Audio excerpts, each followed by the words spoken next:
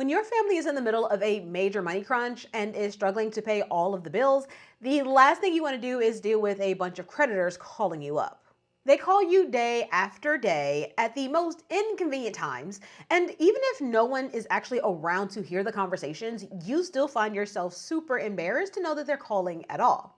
And even worse, some of these disrespectful individuals decide that they want to make you feel like you are a terrible human being or a completely incompetent adult just because you can't pay your bills right now. As if things don't just randomly happen in life, or as if they don't have their own debt that they're dealing with in their personal lives. Either way, it's frustrating, it's hurtful, and over time, it can really begin to wear you down mentally, emotionally, and after a while, even physically. But in the midst of all that frustration and embarrassment, it turns out that if you handle this wrong, you really can be putting yourself in a bad situation. You might end up with shouting matches between you and the people on the phone, or you might piss them off to the point where they don't even want to cooperate with you now. Which is why you have to know how to handle yourself the right way when you are trying to combat creditors. So that's why today I've decided that I'm just going to quickly walk you through 10 different do's and don'ts when it comes to dealing with creditors, so at least now you'll have a fighting chance in winning this battle.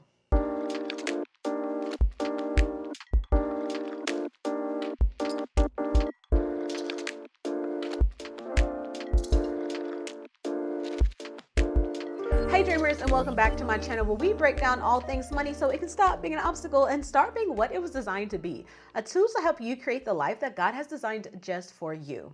Now, before we start diving into the do's and the don'ts, the ins and the outs of this particular conversation, I want to take a moment and introduce myself to the new people in the crowd.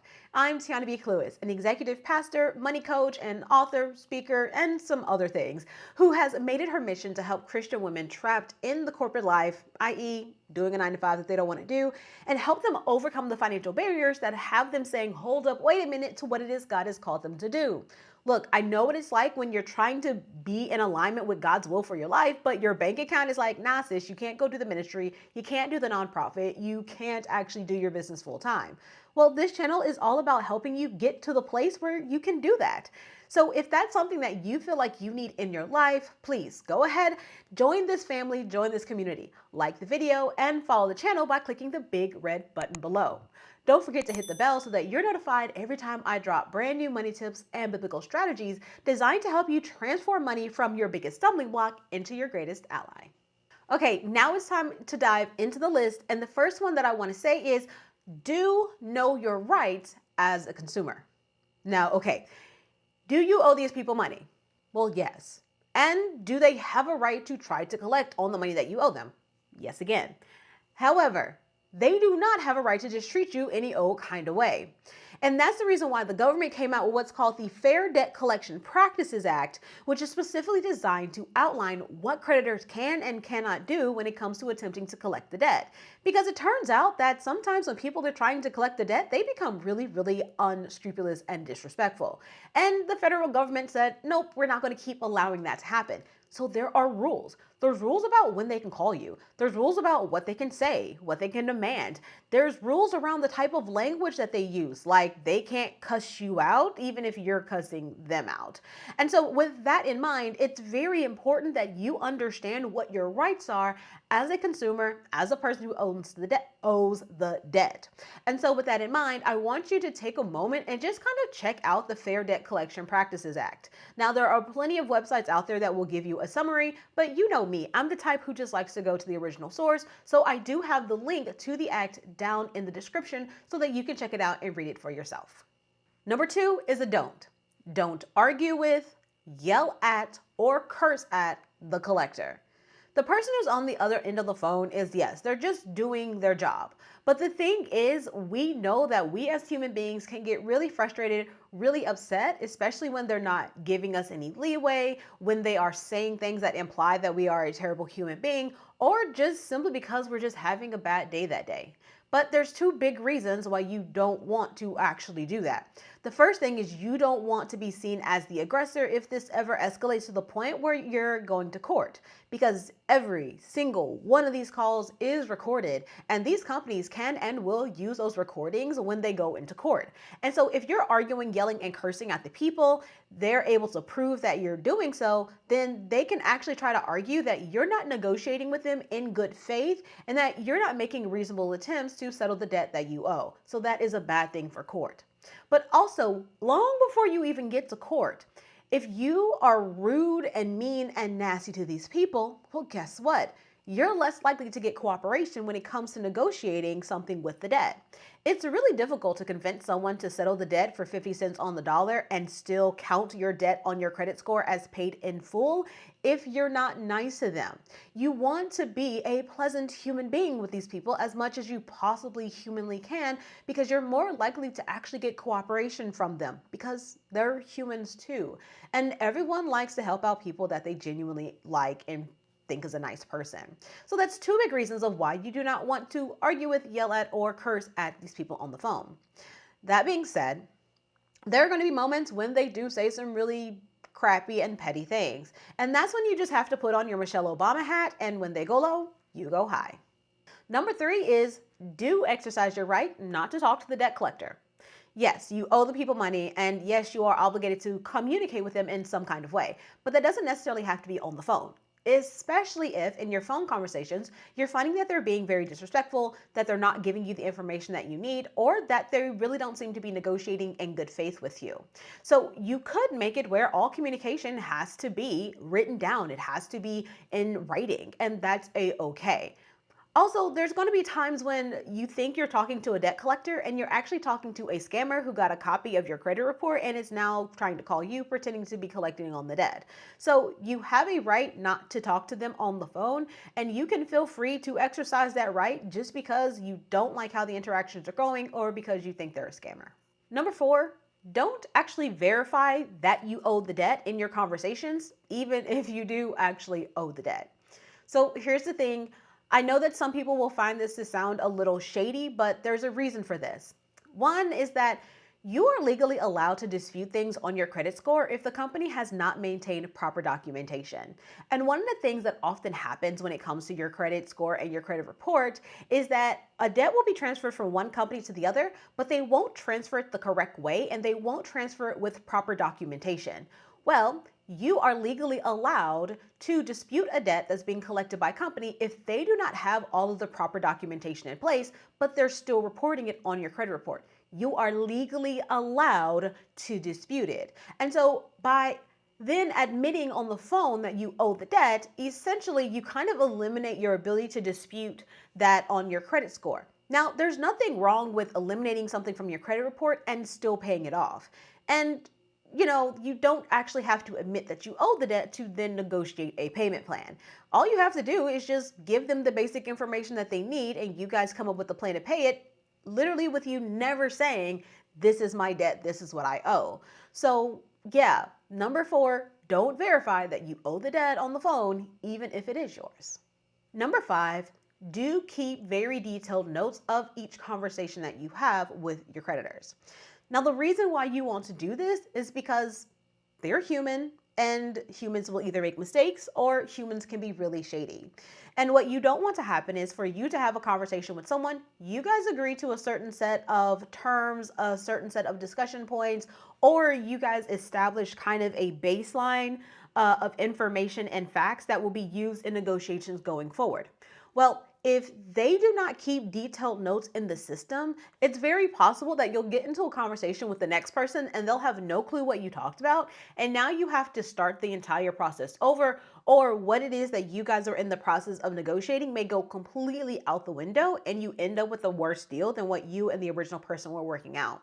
So it's really important that you keep detailed notes on everyone you talk to, when you talk to them, what are the key points, what was any action steps that you guys, either one of you committed to doing. Really detailed notes. And in fact, I encourage you, especially if you're having a lot of these conversations with creditors, literally get one notebook that you use to keep all of this information so that you always can refer back to your conversations with your creditors because it's all in one spot. Number 6, don't give them any information about your financial situation. None. Do not tell them about your financial situation. Here's the deal. When it comes to a creditor, they, in their mind, your debt with them is the most important thing on the planet. It is the most important thing that you should be paying for. Now, yes, they want you to keep a roof over your head, they want you to have food in your belly and things like that. But at the end of the day, they believe that whatever else you have going on in life does not matter because you owe them money. And if you give them background information on what your finances actually looks like right now, they will start doing their own set of math to determine what you can and cannot afford. And if you allow them to determine what you can and cannot afford, that actually can be really dangerous in the negotiation process, because if what they say you can and cannot afford does not reflect what you actually can afford when you do your own budgeting and your own math, it's going to make negotiations really difficult. So what you need to be doing is holding the line, and you tell them what you can afford, and that's the end of it. You do not let them decide what you can afford. You tell them what you can afford, and you guys negotiate from there. They don't have any information that they can then use to try to justify a specific number because they don't know what's actually going on in the background. Number 7, do send all mail correspondence via certified mail with delivery confirmation. Ultimately, you want a tracking number that tells you not only when it was received, but who received it. And the reason you want that is because there have been cases where companies have said, oh, we never got it. We never received your payment. Or we never received the piece of documentation that is required to do XYZ in the negotiation process. And because they haven't received the document, now you have to start over, or now you no longer qualify, or no longer eligible, or the time has elapsed, blah, blah, blah, blah, blah.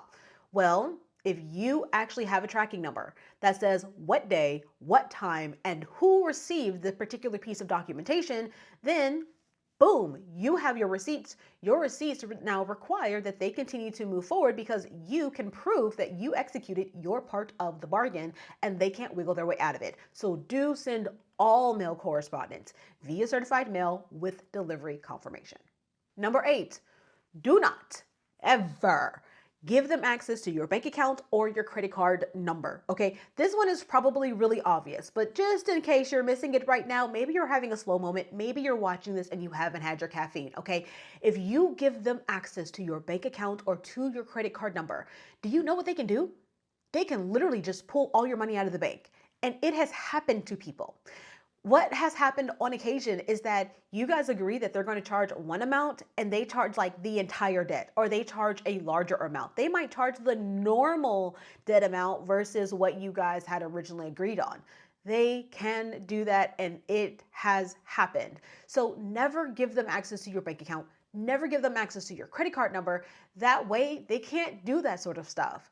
That means that you don't want to give them the payment information over the phone, your account number, your routing number, or your card number. You don't want to do it over the phone. What you really want to do is you want to send them some sort of bank check via certified mail with a, delivery receipt, or you want to use like their online payment portal, because with the online payment portals, the way that they are typically set up due to PCI requirements, which is a whole nother conversation, but basically, typically people do not have access to be able to then manipulate how much you pay, because everything that you entered about your payment is inside of the system. There ends up being logging, a paper trail, all this stuff. So it tends to be safer to, one, mail them the check certified with delivery confirmation, or to use their online payment portals, but not to give them your information over the phone.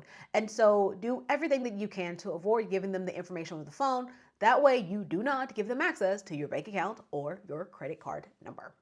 Number 9, almost done, 2 to go. Do get everything that you agree with the collector in writing before you send them any of your hard-earned coins. Get it all in writing. Whatever they say that they are going to do, once you start making a certain specific set of payments, get it in writing.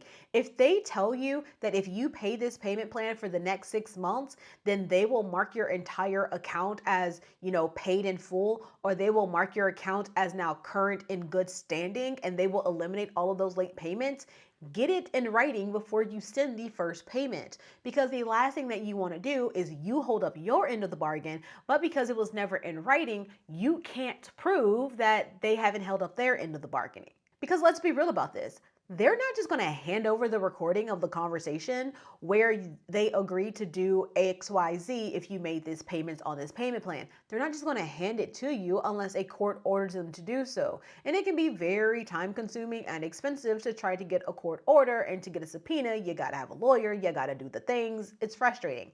It's a lot easier though to prove it if you make sure you get it in writing. Now, you getting something in writing can be as simple as receiving an email, but it has to be an email where it has like the company letterhead, it has like their official company email, maybe it has like their signature, something that connects this person to the company and shows them talking as a representative of this company. Because when they negotiate this and they agree to this as a representative of the company is now bound to those obligations. So do get everything that you agree to with the collector in writing before you send them money, and it really can be as easy as an email. Number 10, don't make a promise about a payment that you cannot or will not keep. Just don't do it. Don't tell them you're about to send them $500 and you only about to send them $250. Don't do it.